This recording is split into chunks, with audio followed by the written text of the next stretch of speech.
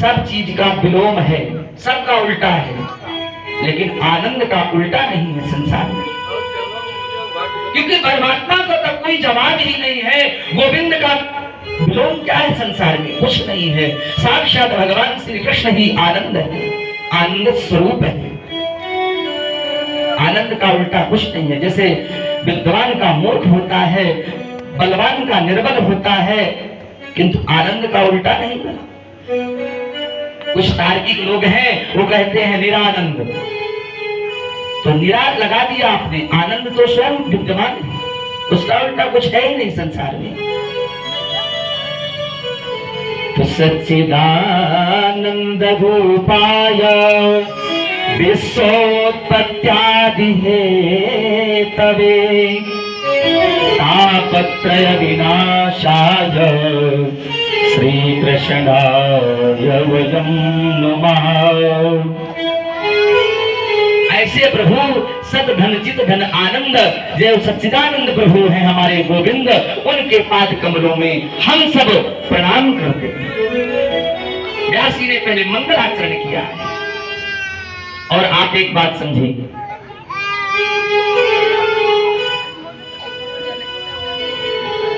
कहते हैं भगवान तीनों प्रकार के तापों को मिटा देते हैं। कैसे कैसे ताप हैं? बोले थे ही कतैविक भौतिक तापा अधाम राज काहू नहीं व्यापा। गोस्वामी जी कहते हैं तीन प्रकार के ताप हैं, दैहिक ताप, दैविक ताप और भौतिक ताप। तो जो भागवत की कथा है तीनों प्रकार के तापों को नष्ट कर देती है। जो भगवान की शरणागति स्वीकार करता है, संसार में उसे किसी प्रकार का पाप ताप परेशान नहीं करता। गोविंद की शरण में आप आए और आकर के प्रभु का संकीर्तन करें, भजन करें, कथा श्रवण करें, कथा श्रवण करके मनन करें। क्योंकि संसार में कोई सुखी नहीं है, ये विचित्र संसार है। भैया किसी से पूछा जाए आप सुखी हैं, तो कोई सुखी नहीं है। कोई तन दुखी, कोई मन दुखी, कोई धन बिन रहत उदास, थोड़े थोड़े सब दुखी, सुखी राम के दास।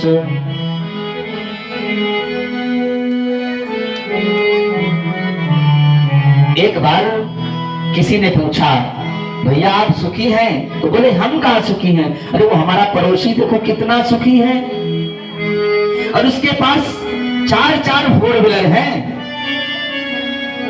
4 मकान पड़े हुए हैं, 2-4-6 फैक्ट्रियां हैं, करोड़ों का टर्नओवर होता है, वो सुखी है। उसके पास गए, बोले आप सुखी हैं? बोले हम कहाँ सुखी हैं, हमसे भी बड़े बड़े सुखी हैं। और एक दूसरे को बताते रहे,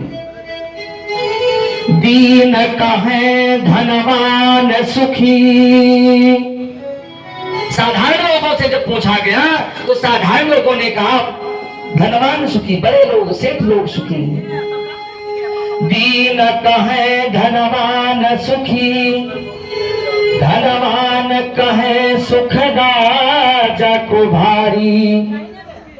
अब किसी से पूछा जाए तो बोले महाराज यहाँ के एमएलए साहब बहुत सुखी।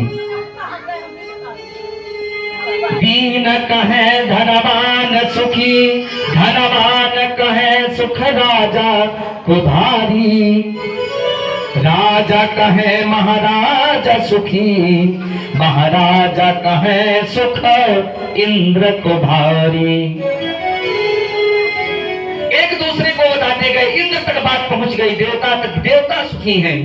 और जब इंद्र से पूछा गया तो इंद्र कहे चतुरानन को सुख। ब्रह्मा जी के लिए इंद्र ने कहा वो तो विधाता है, संसार की रचना करते हैं। इंद्र कहे सुख ब्रह्मा को भारी। और जब ब्रह्मा जी के पास गए चतुरानन कहे सुख विष्णु को भारी। ब्रह्माणी ने कहा मैं क्या हूं, भगवान नारायण ज्यादा सुखी। तब तुलसीदास जी आगे नहीं बढ़े और तुलसीदास जी ने लिख दिया, विचार करके मैंने विचार किया कि जब ब्रह्मा भी दुखी है तो तुलसीदास विचार कहो, हरि भजन बिना सब जीव दुखारी। प्रभु भजन बिना सब जीव दुखारी। भैया सोते जागते काम करते भगवान का संकीर्तन, भगवान का स्मरण उनसे नहीं भूलना चाहिए। हम लोग जब संसार में आए हैं बड़े संकल्प लिए हैं, हे प्रभु जब इस संसार में मैं पैदा होऊंगा ऐसे कर्म करूंगा, सत्य के मार्ग पर चलूंगा और आपको प्रसन्न करके प्रभु वैकुंठ की प्राप्ति करूंगा।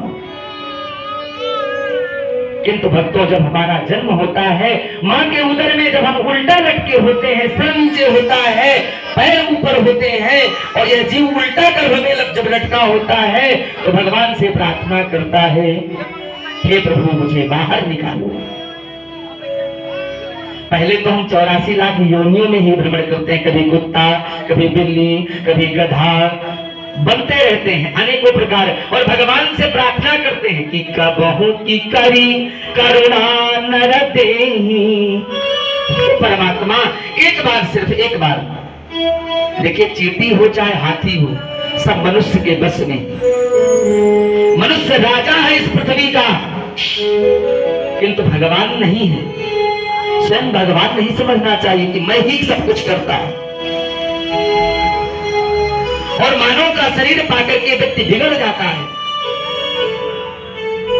भगवान से प्रार्थना करता है, कुत्ता बिल्ली गधा योनि में भ्रमण करते करते जीव जब दुखी हो जाता है, कष्ट सहते सहते, तो भगवान से प्रार्थना करता है। तुलसीदास जी ने लिखा है कि कबहू की करी करुणा नर देहि। एक बार प्रभु मुझे मनुष्य बना दो,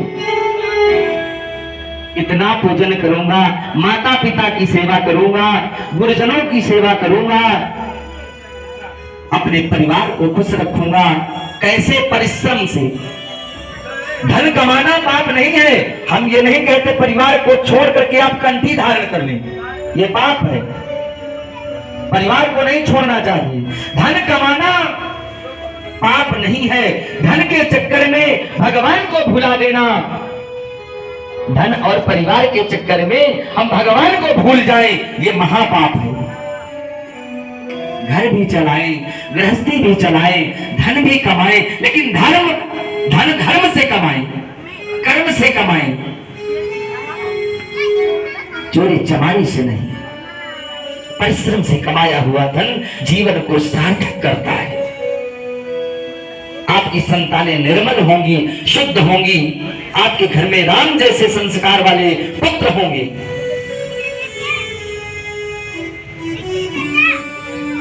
तो भगवान से प्रार्थना करता है, जब मां के उदर से प्रार्थना करता, प्रभु मुझे बाहर निकालो, और जब आया जमीन पर गिरा तो पहला ही शब्द मां का होता है, उस समय निर्मल होता है।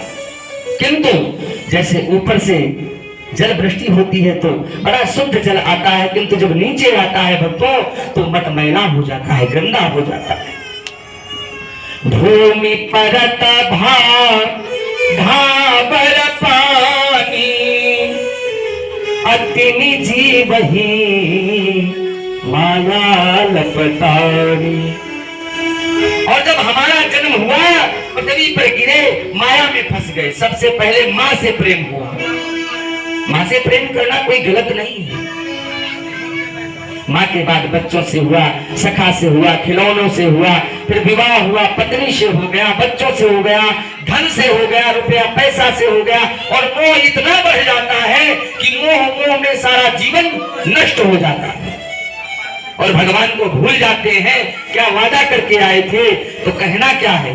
हम ये नहीं कहते आप बैराग ले लीजिए, कार्य करिए। लेकिन कहा गया है 24 घंटे होते हैं, 24 घंटे में केवल 2 घंटे भगवान के लिए आप निकालिए। 1 घंटा सुबह, 1 घंटा शाम।